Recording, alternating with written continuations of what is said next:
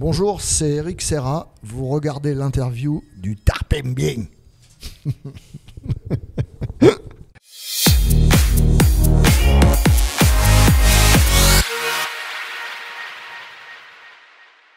Eric Serra, bonjour. Bonjour. Merci beaucoup d'avoir accepté cette interview. On vous reçoit pour Le Grand Bleu en ciné-concert, donc ce sera le 15 mars 2020 au Dôme. Première question, est-ce que vous pouvez expliquer, parce que je ne suis pas sûr que tout le monde soit au courant, ce que c'est qu'un ciné-concert ? Alors, un ciné-concert, c'est un film qui est projeté sur un grand écran comme quand vous allez au cinéma, mais on a enlevé la musique, c'est-à-dire il reste les images, les dialogues, les bruitages, etc. Mais on a juste enlevé la musique et au pied de l'écran, il y a, là en l'occurrence c'est un groupe. En général, jusqu'à présent, tous les ciné-concerts, c'était un orchestre symphonique, mais là, c'est un groupe. Et on joue la musique du film en direct, pendant le film, synchronisée à l'image. Donc, c'est pour vous, vous entendez et vous voyez la même chose, sauf que la musique est jouée en direct. La musique est jouée en direct. Voilà. Alors, vous disiez, c'est un groupe. C'était ma question d'après. C'est quoi, finalement, la formation qui sera en concert ? Alors, là, c'est donc une triple première mondiale, parce que jusqu'à présent, tous les ciné-concerts qui ont été créés, c'est avec un orchestre symphonique, parce que la musique des films concernés était symphonique. Mais là, Le Grand Bleu, c'est pas de la musique symphonique, c'est de l'électro avant l'heure. Et du coup, j'ai monté un groupe spécifique pour jouer ça. Donc, on est 7 musiciens sur scène. Et on joue, il y a 2 claviers, 2 batteurs, mais qui ont des pads, c'est-à-dire ils jouent des sons électroniques, un sax, un guitariste et moi qui fais basse, guitare, clavier, et percussion, ça dépend des morceaux. Et donc on est 7 sur scène et derrière l'écran, c'est la NASA. Derrière l'écran, il y a plusieurs techniciens avec des ordinateurs et tout, parce que c'est très compliqué de jouer cette musique-là en direct avec les sons d'origine, etc. Oui, les compositeurs de bandes originales qui font des concerts comme ça, finalement, il n'y en a pas tellement. Je me dis, c'est un peu vous êtes un peu dans le cercle des Morricone, des John Williams, Danny Elfman aussi, qui a fait ce genre de choses. Alors, alors la différence, c'est que eux, donc il y a des ciné-concerts de certains de leurs films, mais c'est pas eux qui les jouent. C'est un orchestre symphonique lambda avec un mec qui dirige, quoi. Là, justement, c'est pour ça que c'est deuxième première mondiale, c'est le compositeur lui-même qui est sur scène. Ça, c'est la première fois que ça arrive.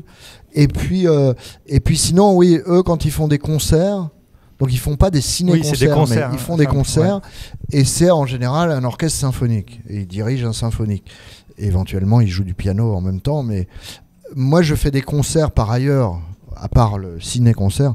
Je fais des concerts avec mon groupe, et c'est pas un orchestre symphonique, c'est un groupe pop, quoi, entre guillemets. C'est plus proche de Pink Floyd que d'un orchestre symphonique. Mais ça, c'est parce que c'est ma culture et c'est de là que je viens. Moi, je viens du rock et de la pop et puis du jazz. Enfin, en tout cas, je viens pas du classique, quoi. Alors, quand vous composez de la musique pour un film en studio, vous utilisez des effets qui doivent être difficilement reproductibles en concert. Alors, comment vous faites pour arriver à faire ça ? C'est pour ça que derrière l'écran, c'est la NASA. C'est effectivement assez compliqué. Mais bon, on a réussi à monter tout ça. Donc, notamment, ce qui a été particulièrement compliqué, là, c'est que la musique du Grand Bleu, au départ, moi, je ne l'ai pas du tout conçue pour être jouée sur scène. Mais vraiment, c'était même l'inverse. Pour moi, c'était absurde de jouer ça en live. Donc, je me suis pas du tout préoccupé de la complexité s'il fallait la jouer en live à l'époque.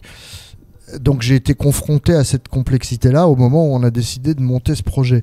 Alors notamment, pour donner un exemple, parce que là c'est un peu abstrait ce que je dis, mais pour donner un exemple, comme c'est de la musique électronique, dans chaque morceau il y a des sons complètement différents.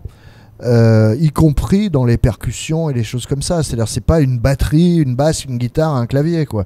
C'est à chaque fois des sons dont on sait pas trop d'où ils sortent.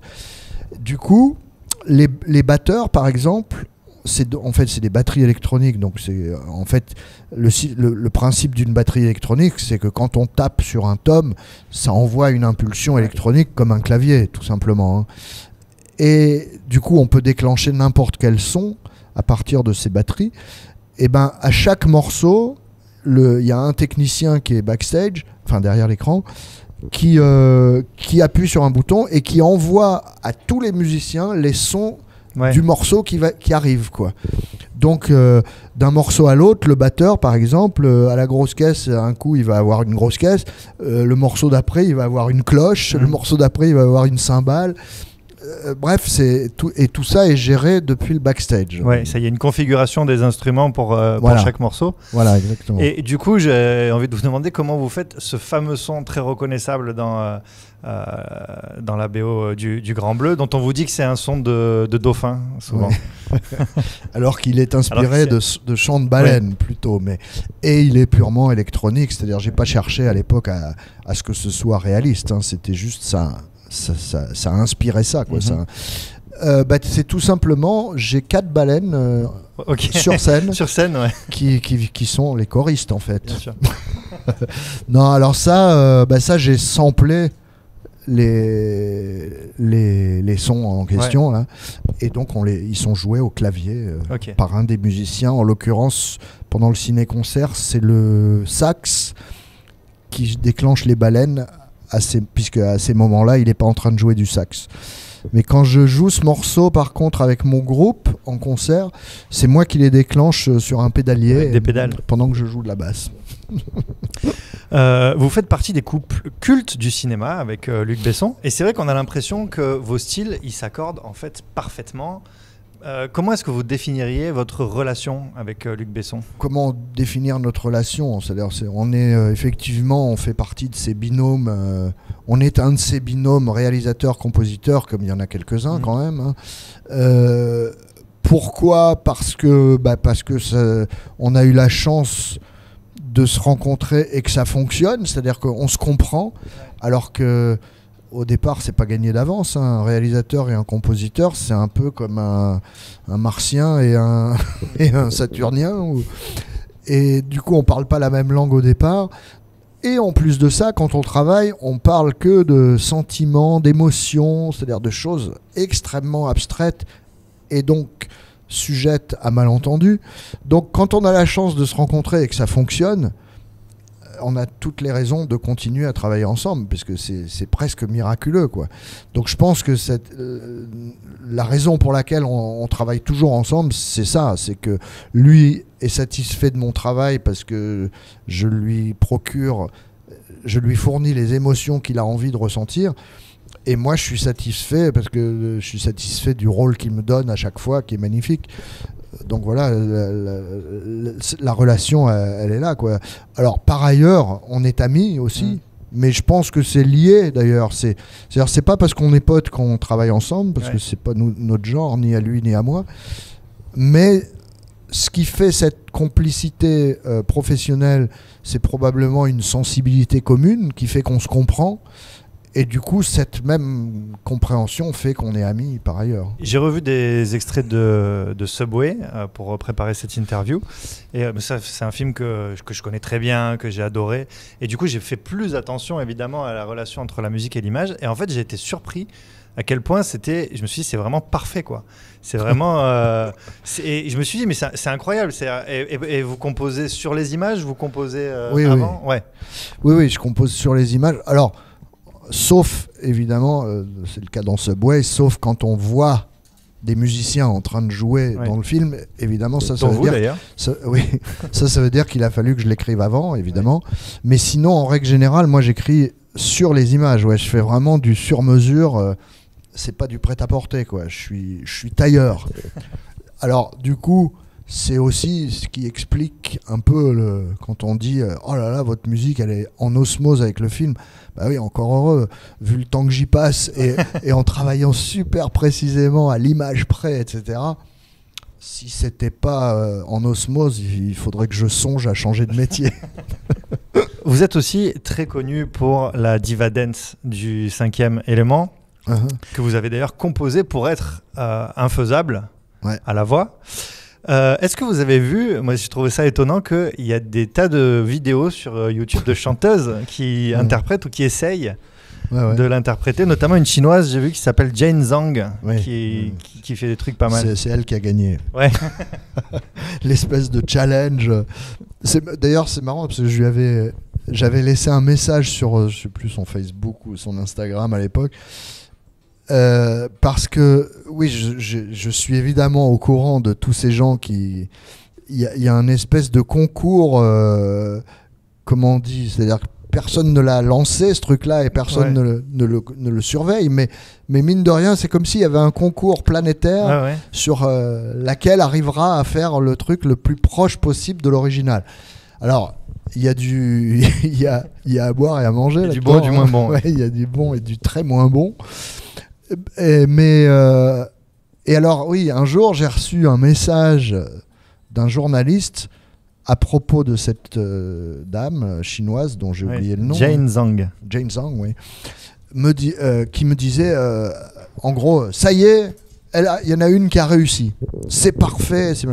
Alors, j'ai écouté. C'est effectivement la plus proche. C'est-à-dire que, franchement, il manque pas grand-chose. Ouais. Néanmoins, il y a quand même 2-3 notes qui sont pas exactement comme il faut. Et parce que c'est normal, c'est impossible techniquement, c'est censé être une extraterrestre. Mais j'avoue que Jane Zhang, elle est pas loin. La note très très grave qu'elle fait dans le film, je crois que c'est vous en fait qui l'a faite. Ouais, c'est moi. En fait, il y a un glissando comme ça qui part de bas, enfin pas très bas d'ailleurs parce que je suis pas, j'ai pas une voix très très basse, mais en tout cas c'est une voix d'homme donc qui part d'en bas et qui monte le plus haut possible. Et ensuite, j'avais demandé à Inva Moula, qui est la vraie chanteuse qui a chanté l'original, de faire la même chose, c'est-à-dire de partir de son plus bas jusqu'à son plus haut. Et ensuite, j'ai fait un espèce de morphing entre nos voix. C'est-à-dire qu'on part de la mienne, et dès que j'atteins sa note la plus basse, j'ai fait un morphing sur sa voix pour que ensuite c'est elle. Du coup, le résultat, ça donne un glissando qui n'est pas dans une tessiture humaine connue. Et du coup, ça me mène à vous demander si vous pourriez faire un ciné-concert du 5e élément. C'est une bonne question.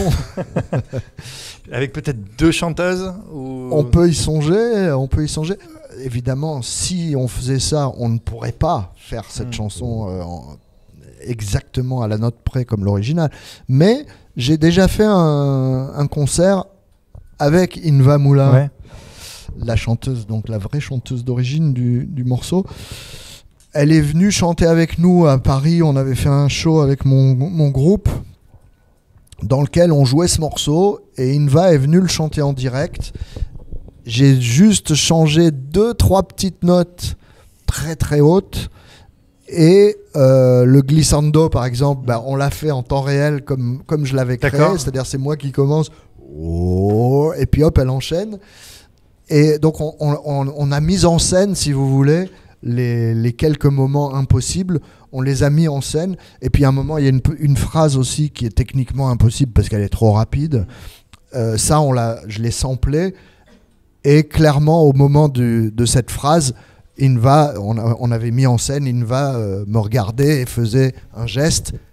Et donc moi, je déclenchais le sample pour que le public comprenne qu'on n'essayait pas, on n'essayait pas de les bluffer, quoi. Une arnaque, mais que du coup, elle chantait quand même 90% du truc pour de vrai. Ouais. Parce que vous disiez, vous pensiez pas que quelqu'un était capable de faire de plus de 60% au départ, en gros, de la partition, quoi. Or, elle avait fait plus de 80, ouais. Et donc, si on faisait un jour le 5e élément en ciné-concert, je pense qu'on ferait un truc dans ce genre-là. Allez, j'ai quelques questions sur les BO. Le film pour lequel vous auriez aimé faire une bande originale Amadeus. Ouais. Avatar. Avatar. Ouais. D'ailleurs, les personnages, ils ressemblent un petit peu à la diva Oui, dans le cinquième élément. Oui, c'est vrai, ils sont de la même couleur. À l'inverse, je me dis, le disque ou l'album, vous pensez qu'il aurait mérité un film? Alors ça, c'est une étrange question. N'importe quelle œuvre de Stravinsky? Ouais. La meilleure BO, selon vous? Forcément, une d'Ennio Morricone, parce que c'est le plus grand de tous. Le maître. Mais, en même temps, celle que j'ai le plus écoutée de BO, c'est pas lui du tout, c'est Peter Gabriel, Passion, qui est la musique d'un film de Scorsese, La dernière tentation du Christ. Mais c'est presque, enfin c'est pas en tant que BO que je l'adore, Ouais. c'est-à-dire je l'ai adoré avant même d'avoir vu le film, quoi. C'est un album sublime. Une bande originale méconnue et qui devrait être plus connue, qui selon vous mérite d'être connue par le grand public. Ouais, voilà, je vais faire ma propre pub, hein, tant qu'à faire. Bah oui. C'est Bandidas. Ok. C'est un film que j'ai fait en 2000, je sais plus combien, 6 ou 7 à peu près. Et j'étais particulièrement content de la BO. Et malheureusement, le film n'a pas marché du tout. Dans ces cas-là, du coup, la BO passe totalement inaperçue. Mais ça m'a pas mal frustré parce que je la trouve vraiment bien, cette BO. Et c'est un peu frustrant, voilà, de savoir que presque personne ne l'a entendu. Vous êtes plus années 80, 90, 2000, 2010? Alors là, franchement, je suis autant même 1650 que 2030. J'ai l'impression... C'est-à-dire, je suis très éclectique dans mes goûts. Ouais. Du coup... Vous me dites si je me trompe, pourquoi j'ai mis cette question? Parce que j'ai l'impression que vous avez amené dans les années 90 quelque chose des années 80, dans les années 2000 quelque chose des années 80-90. J'ai l'impression qu'à chaque fois, vous apportez quelque chose de la décennie précédente dans les nouvelles bandes originales. Ouais. Ah ouais. Moi, j'ai pas cette impression-là. Enfin, en tout cas, du coup, c'est pas quelque chose que je fais volontairement ou c'est pas dont je suis pas conscient de ça. Mais même au contraire, à l'époque en tout cas de Subway, le Grand Bleu, surtout Subway, le Grand Bleu, j'avais l'impression tout simplement d'amener dans le cinéma la musique actuelle du moment. Or à l'époque, dans le cinéma, la musique était toujours un peu ancienne, quoi. C'est-à-dire, déjà la plupart du temps c'était de la musique classique entre guillemets, enfin symphonique, orchestrale. Et moi j'ai eu juste l'impression d'amener, justement parce que j'étais pas du tout influencé par la musique de film, vu que j'étais pas particulièrement intéressé par ça, donc moi ma culture musicale elle venait de ce que j'écoutais dans la vie, or j'étais jeune et donc j'écoutais ce qui se faisait à cette époque, donc j'avais l'impression au contraire d'avoir amené dans le cinéma la musique de l'époque. Pas la musique de 10 ans avant. Non. Ah non, alors je me suis mal fait comprendre. Effectivement, et surtout dans les années 80, vous avez vraiment mis la musique de l'époque. Oui, c'est ça. Complètement, avec même de l'électro et tout ça. Mais par exemple, même dans la BO du cinquième élément, moi je trouve qu'il y a quelque chose des années 80, de votre musique à vous des années 80. Et j'ai l'impression que vous-même, vous apportez votre musique à vous de l'année précédente. C'est pour ça que j'ai commencé par 80, parce que ça a commencé par les années 80. Franchement, je m'en rends pas compte. Alors, autant, oui, j'ai eu l'impression de ce que je viens de vous dire, d'amener la musique de l'époque dans le cinéma, jusqu'au Grand Bleu inclus. Après, effectivement, j'avais plus spécialement cette sensation-là, parce que après, c'est là que j'ai commencé à mélanger toutes sortes de styles de musique, c'est-à-dire à mélanger des percussions africaines avec des synthés et un orchestre symphonique. Or, à l'époque, personne ne faisait ça. Je suis un des premiers à avoir fait ça avec Atlantis, la toute première fois, puis Léon, puis le cinquième élément. Et du coup, à partir de là, je me suis plus fait cette réflexion-là parce que ça correspondait pas à la musique de l'époque, ça correspondait à rien.